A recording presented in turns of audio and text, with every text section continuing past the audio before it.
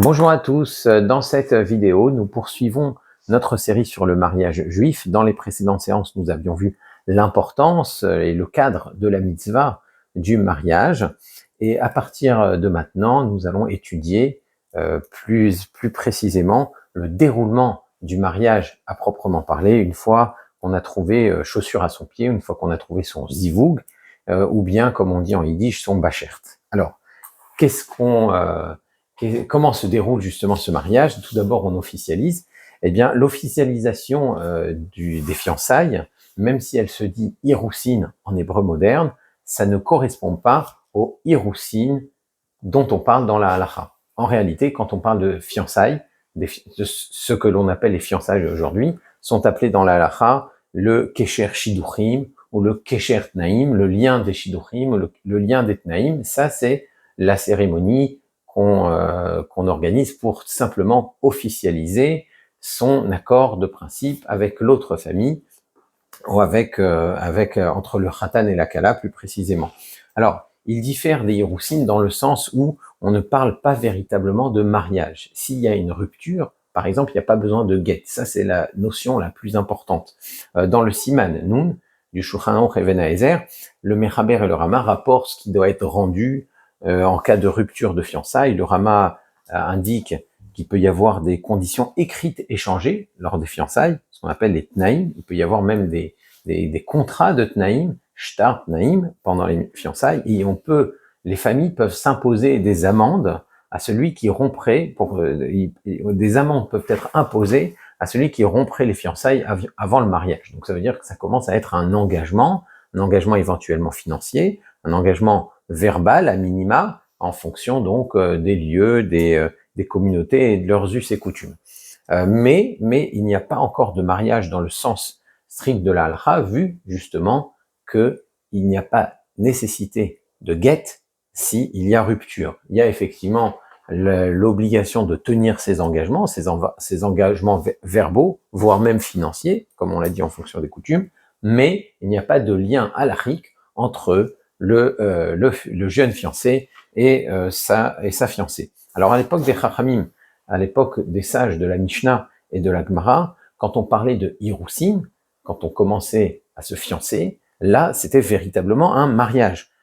C'était un mariage dans le sens halachique du terme. Alors même si la jeune femme vivait encore chez ses parents et que le mariage était simplement en cours de préparation, ça pouvait prendre plusieurs mois, ça prenait 1 an en général, eh bien elle était Mekoudeshet, elle était sanctifiée et elle avait le statut de Eshetish. Elle était véritablement mariée à son fiancé. C'était une Haroussa, et elle conservait ce statut jusqu'à la Choupa, le moment où alors elle commençait sa vie commune avec son mari, et là à ce moment-là, elle sortait de chez ses parents pour aller vivre chez son mari. C'est ça ce qu'on appelait les Nisouin, la Choupa. Mais étant donné qu'elle était Mekoudeshet déjà depuis les Hiroussines, s'il y avait rupture pendant ce laps de temps, eh bien, il fallait un get. Et si jamais elle fréquentait un autre homme pendant cette période-là, eh bien, ça constituait une faute d'adultère, même si elle n'avait pas encore commencé à vivre avec son mari. Donc, on parle de Kiddushin, de sanctification. La Gemara, dans Masechet Kiddushin, justement, qui traite de ces sujets, elle dit qu'on emploie ce langage parce que la femme est interdite à tout autre homme à partir du moment où elle est Mekoudeshet, justement, de la même manière que le Hekdesh, de la même manière que quelque chose qui est offert au Beth Amikdash, qui est désigné pour un usage sacré, eh bien, ne peut pas être utilisé à un autre usage, à un usage profane. Eh bien, Tosfot précise que la mariée utilise que le marié, quand il, justement, effectue les Kiddushin, il utilise la formule Areat Mekoudeshetli, te voilà consacré à moi, c'est ça, Mekoudeshetli, tu m'es consacré. Il y a dans la formule à la fois la notion de restriction, comme le Hekdesh, et la notion de sanctification. Elle est destinée à cet homme-là uniquement maintenant qu'elle est Mekoudeshet. Alors du fait de l'importance de l'engagement, la durée des Hiroussines a été restreinte au Moyen-Âge. C'est-à-dire que même si ça a duré 1 an à l'époque des sages de la Mishnah, à l'époque de la Gemara, au Moyen-Âge, on a restreint cette durée pour éviter de se trouver dans des situations où quelqu'un se déclarerait fiancé, il effectuerait des kiddushin et il disparaîtrait sans laisser de traces et laisserait ainsi sa femme Aguna coincée, donc puisqu'il ne lui a pas laissé de guette.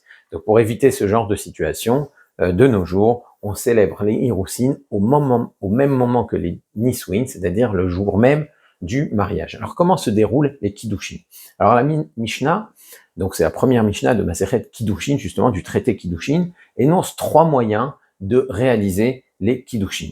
Alors, ce qui est intéressant, c'est que quand la Mishnah, elle parle des Kiddushin, elle parle de façon assez triviale. Elle dit « Aisha niknet bishlosha drachim ». La femme est acquise de 3 manières. On a l'impression qu'on parle, quand on lit cette Mishnah, que de la femme comme d'une simple marchandise. Maintenant, hein, il faut comprendre que c'est pas du tout la vision des Chachamim. S'ils utilisent ce langage dans justement un traité qui est censé être technique, ce n'est pas pour dire que la femme serait comme une marchandise. Elle mérite toute la dignité et tous les mêmes droits humains qu'un homme. Elle n'a pas à être traitée différemment, évidemment. Alors, sur le ton de la plaisanterie, dans les yeshivot, quand on étudie ce traité, on dit en yiddish Afro is nit ken hering. Une femme n'est pas un hareng. Ce que les Tanaïm veulent dire, donc, quand ils utilisent cette formulation, c'est que les Kiddushin sont comparables à une transaction, à une vente qui engage les 2 parties. D'accord? Donc, c'est pour cela qu'on emploie ce terme de kinyan. De la même manière que quand on achète ou on vend quelque chose, eh bien, on peut pas revenir comme on veut sur la vente à partir du moment où il y a un acte décisif qui a été effectué, à partir du moment, par exemple, où l'acheteur porte l'objet qu'il a acquis, eh bien, ça y est. Si il décide non, finalement ça me plaît pas, il va voir le vendeur est en droit de lui dire écoutez, ça y est, tu l'as acheté, c'est terminé, maintenant tu me dois mon argent. D'accord? Donc les Kiddushin sont irréversibles, sont définitifs. Donc le premier mode de Kiddushin cité par la Mishnah, c'est d'ailleurs la passation d'argent. Alors évidemment, ça ne veut pas dire que quand l'homme donne de l'argent à la femme, il est en train de lui donner sa valeur pour acquérir sa personne. C'est pas ce qui est en train de se passer. En réalité, de la même manière que dans une vente, la passation d'argent, fût-ce une somme symbolique, peut, dans certaines situations, rendre la vente définitive, d'accord, et irréversible. Eh bien, quand l'homme et la femme quand l'homme passe à la femme de l'argent, eh bien, et que la femme donne son accord pour les Kiddushin, eh bien, cette passation d'argent scelle l'accord mutuel, et donc les Kiddushin sont devenus définitifs et irréversibles. Ça veut dire que maintenant, pour pouvoir les casser, seul un get peut les séparer. La Mishnah prévoit 2 autres modes de Kiddushin, le shtar, le contrat, la passation d'un acte de Kiddushin. Alors c'est un mode qui n'est pas employé parce que il y a une beaucoup plus grande facilité à passer de l'argent, c'est beaucoup plus disponible et accessible. Et en plus, il y a d'autres considérations symboliques qui font qu'on préfère la passation d'argent plutôt que la passation d'un shtar. Mis à part cela, le fait d'écrire un shtar, c'est quelque chose qui demande l'emploi d'un sophère, ça doit être écrit de façon cachère, etc. Donc, pour ne pas rentrer dans ces complications, on a tendance à préférer la passation d'argent, donc bekesef. Il y a aussi une 3e façon de réaliser les kiddushin, c'est ce qu'on appelle les kiddushé bia. Kiddushin, shtar ou bia par acte conjugal, donc. Et ce mode de kiddushin a été interdit par les chachamim du fait qu'il présente un problème de pritzout, d'une atteinte à la pudeur. Ben oui, parce que des kiddushin doivent pour être valables avoir lieu devant témoins. Ça veut dire que le khatan et la kala doivent s'isoler devant des témoins et le khatan doit déclarer aux témoins, voilà, et devant témoins, areat mekudeh shet libé biazo, tu m'es sanctifié par cet acte conjugal, kedat Moshe Israël, et ensuite il s'isole dans la chambre, les témoins restent à l'extérieur et constatent l'isolement et savent qu'il y a acte conjugal pour dans un but de kiddushin. Et c'est comme ça que les kiddushin sont valables. Et donc, étant donné que ça se fait avec déclaration et témoin, eh bien, on peut comprendre aisément que ce modus operandi soit gênant. Et donc, c'est pour cette raison que les chachamim l'ont interdit. Donc, par conséquent, l'usage généralisé reste donc les kiddushin avec une somme d'argent, les kiddushé kesef. Alors, selon Beth Hillel, la somme requise, Beth Shammai ne sont pas d'accord, mais bien entendu, la halakha reste toujours comme Beth Hillel. Selon Beth Hillel, la somme requise pour sceller les kiddushin, c'est la somme minimale ayant une valeur reconnue dans la halakha, c'est ce qu'on appelle le shavé prouta. Alors évidemment, ce n'est pas la valeur de la femme. On se rend bien compte, le simple fait qu'un shavé prouta soit suffisant, quels que soient les kiddushin, c'est évident que ce qu'on est en train d'acheter, c'est pas la femme elle-même. Encore une fois, quand les chachamim parlent de kinyan, d'acquisition, c'est l'acquisition d'un accord, si on peut dire, c'est une façon de sceller une transaction avec deux personnes libres, deux parties qui s'engagent de façon libre. Donc un shavé prouta, c'est la valeur minimale requise par la halakha pour les kiddushin. Qu'est-ce que c'est la prouta? Eh bien, la prouta, c'était la plus petite pièce ayant cours à l'époque des sages. Elle correspondait à la valeur du poids d'un demi-grain d'orge en argent. Donc, ça veut dire environ 1/40 de gramme d'argent. Et selon le cours de l'argent, ça donne de nos jours environ 6 centimes d'euros. Donc, c'est ça la valeur minimale pour que les kiddushin soient valables. Alors, de nos jours, le khatan se sert d'un anneau en or pour effectuer les kiddushin. On ne doit pas y placer de pierres précieuses parce que justement la valeur d'une pierre ne peut être constatée que par un expert et donc ça peut prêter à confusion. Donc pour être sûr qu'il n'y ait pas de confusion, on utilise des anneaux sans pierres précieuses. On peut offrir lors des fiançailles un anneau en guise de cadeau. Alors à ce moment-là, selon les shtar naïm, selon les conditions, on verra qu'est-ce qui se passe en cas de rupture, comment on rend l'anneau, et est-ce qu'on doit le rendre avec autre chose, etc. Mais bon, ce ne sont pas des kiddushin. En revanche, quand les kiddushin se réalisent sous la roupa, là, on utilise un anneau simple justement parce que la valeur doit être claire. Ce qu'on demande aux témoins d'ailleurs sous la roupa, c'est est-ce que cet anneau a bien la valeur d'une roupa, d'une prouta. On ne demande pas plus que ça. Est-ce que l'anneau a bien la valeur d'une prouta? Et le khatan doit être le seul propriétaire de cet anneau avant la passation, et c'est pourquoi on lui recommande d'acheter l'anneau avec son argent. Ça veut dire qu'il est seul propriétaire de l'anneau, c'est lui qui transmet directement à son épouse l'anneau des kiddushin, et les témoins constatent que l'anneau vaut bien une prouta. Étant donné qu'il faut des témoins pour que les kiddushin soient valables, et quand on parle de témoins, c'est pas parce qu'on aura besoin de prouver les kiddushin plus tard, c'est que les kiddushin ne sont valables que s'ils sont effectués devant 2 témoins. S'il n'y a pas 2 témoins, même si on a toutes les preuves que les kiddushin ont eu lieu devant caméra, mais qu'il n'y avait pas de témoin, il n'y avait pas un seul témoin, eh bien les kiddushin ne sont pas valables, ils sont pas contraignants. Donc il faut bien choisir 2 témoins qui puissent déposer devant le Beddin. Il faut que ce soit 2 hommes dont on peut estimer la piété et la droiture, puisque ce sont eux qui vont rendre les kiddushin valables, et ce sont encore une fois des témoins qui peuvent déposer devant le Beddin.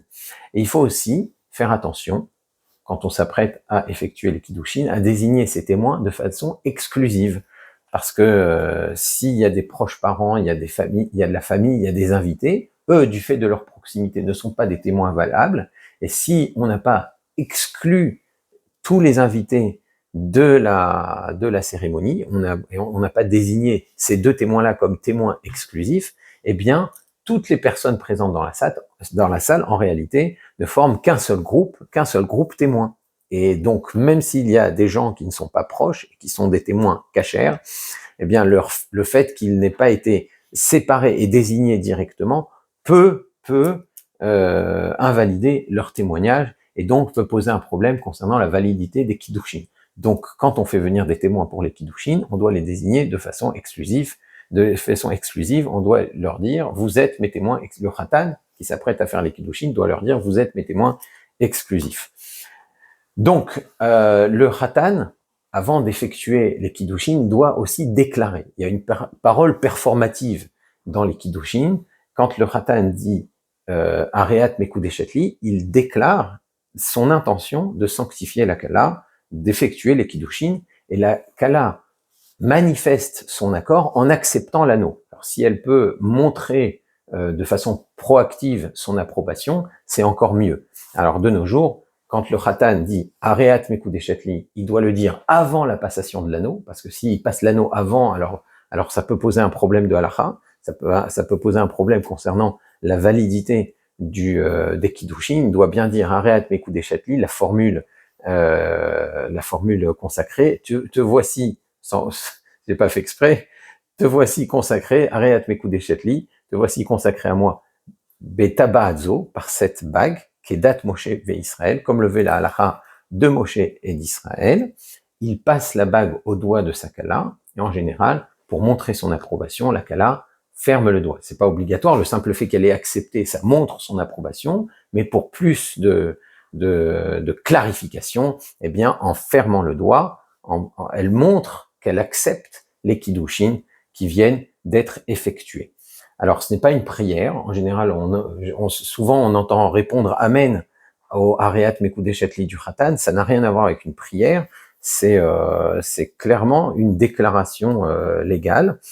Et alors, ce qui est intéressant, c'est que on passe l'anneau sur l'index de la kala. Alors, de nos jours, on passe plutôt les anneaux sur l'annulaire, d'où le nom, d'ailleurs, d'où le nom du doigt. Alors pourquoi sur l'index? Alors le Chupat Ratanim, qui est un Acharon qui vivait en Italie, et dit que ça vient du fait que auparavant, peut-être qu'à l'époque des sages de la Mishnah et de la Gemara, auparavant les bagues se portaient sur l'index. Donc c'est pour ça qu'on a conservé cette ancienne coutume, même si maintenant, quand on porte les bagues, on les porte sur l'annulaire. Au moins sous la roupa, on continue à faire comme on l'a fait il y a des siècles.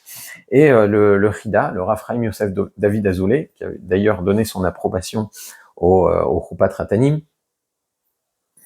je ne sais pas s'il a donné son approbation, en tout cas il est souvent rapporté par le Chupat Ratanim, qui était un de ses fervents élèves. Il dit qu'on trouve une allusion dans les Tehillim au fait que ce soit l'index qui doit recevoir l'anneau. Dans le Tehillim qu'on lit le matin de Shabbat, faisait référence Vehur Kechatan Yotse Mechupato, etc. On parle du Khatan. Si on compte le nombre de mots et les lieux, les endroits où se trouve le nom d'Hachem, alors effectivement on trouve que c'est l'index qui correspond le mieux à l'usage, à l'endroit où l'anneau doit être passé. En tout cas, une fois que cette passation a été faite devant témoin et que les intentions du Khatan et de la Kala ont été claires, on peut constater qu'elle est Mekudeshet, et c'est pour ça qu'on dit à ce moment-là Mekudeshet. Mais on ne fait que le constater. On ne les déclare pas Mekudeshet. Ce n'est pas la déclaration Mekudeshet qui rend la Kala Mekudeshet. Elle l'est déjà en réalité. D'accord? Quand on déclare Mekudeshet, ce n'est pas la déclaration qui la rend Mekudeshet, mais bien la parole du Khatan et l'acceptation de la Kala. Alors c'est important de noter que le Rav qui célèbre les Kiddushin, il ne déclare pas le mariage, justement.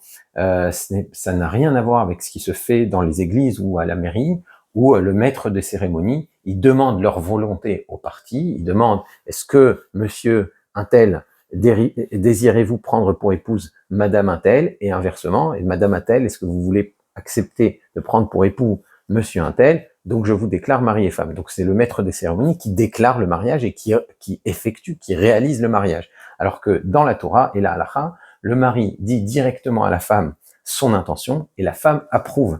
Les témoins et même le Rav qui est là, qui est le Messader Kiddushin, ils ne font que constater les Kiddushin. Les mariés sont pleinement acteurs de leur mariage et le construisent de façon directe et sans intermédiaire. Donc c'est très très différent. Donc c'est vraiment quelque chose de beaucoup plus libre en réalité derrière les apparences. C'est vraiment une action entre le mari et la femme. Bien sûr, il faut des témoins. Bien sûr, il faut que ça se déroule conformément à la halakha, et le Rav est un petit peu là pour ça.